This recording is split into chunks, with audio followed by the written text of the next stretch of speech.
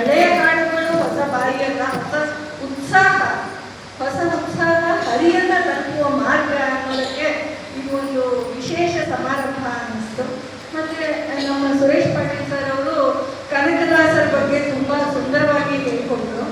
ಇವತ್ತು ನಾವು ಒಂದು ಜಯಂತಿಯನ್ನ ಮತ್ತೆ ಒಂದು ಆರಾಧನೆಯನ್ನ ಮಾಡ್ತಾ ಇದ್ದೇವೆ. ಜಯಂತಿ ಆದ್ಮೇಲೆ ಈಗ ಆರಾಧನೆಯ ಸಂಭ್ರಮ ನಡೀತಾ ಇದೆ. ಈ ಎರಡು ವಿಷಯಗಳು, ಕನಕದಾಸರು ಮತ್ತೆ ವಿಜಯದಾಸರು, ಎರಡೂ ಒಂದು ಅಪರೂಪದ ವ್ಯಕ್ತಿ ಚಿತ್ರಣ. ಎರಡರಲ್ಲೂ ಸಾಮಾನ್ಯ ಹೋಲಿಕೆಗಳು ಎರಡು ಪ್ರಮಾಣದಲ್ಲಿದೆ. ಕನಕದಾಸರು ಅಂದ್ರೆ ಇವತ್ತಿನ ಜಯಂತಿಯ ವ್ಯಕ್ತಿ, ಅವರು ಮೂಲ ಒಂದು ದಂಡನಾಯಕ ಅನ್ನುವಂತಹ ದೊಡ್ಡ ಹುದ್ದೆಯನ್ನ ಬಿಟ್ಟು ದೊಡ್ಡ ಕೊಪ್ಪರಿಗೆ ಹಣವನ್ನ ಕನಕವನ್ನ ತ್ಯಜಿಸಿ ಬಂದ್ರು. ಅವರ ಹೆಸರಿನಲ್ಲಿ ಕನಕ ಅನ್ನೋದನ್ನ ತ್ಯಜಿಸೋದಕ್ಕೆ ಆಗಲಿಲ್ಲ. ಯಾಕೆ ಅಂದ್ರೆ ಅವರು ಕನಕದಾಸ